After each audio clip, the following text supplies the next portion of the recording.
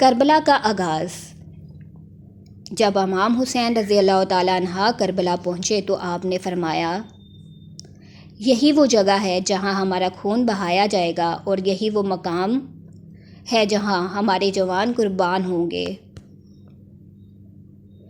آپ کے ساتھ موجود افراد جن میں خاندان، بچے، بزرگ اور صحابہ شامل تھے، سب نے صبر کے ساتھ اللہ کے راستے میں شہادت قبول کرنے کی تیاری کی۔ سبق اور پیغام۔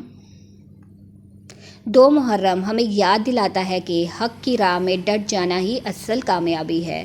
کبھی کبھی حق پر ہونے کے باوجود تنہا ہونا بھی اللہ کا امتحان ہوتا ہے۔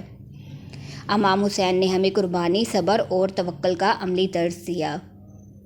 2 محرم کا روحانی وظیفہ۔ مقصد: دل کی صفائی، عبادت کی رغبت، گناہوں کی معافی، کربلا والوں جیسا صبر و استقامت۔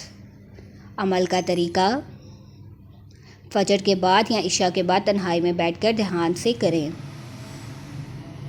وظیفہ کا مکمل طریقہ: وضو کر کے کربلا رخ بیٹھ جائیں، درود پاک 11 مرتبہ 100 بار یہ پڑھیں۔ یا حیّ یا قیوم برحمتک استغیث اصلح لی شأنی کلہ۔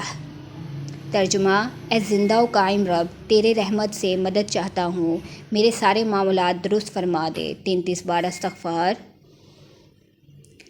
استغفر اللہ ربی من کل ذنب واتوب الیہ۔ آخر میں پھر 11 بار درود پاک۔ خصوصی دعا: یا اللہ، مجھے امام حسین اور ان کے ساتھیوں جیسا صبر، استقامت اور اخلاص عطا فرما۔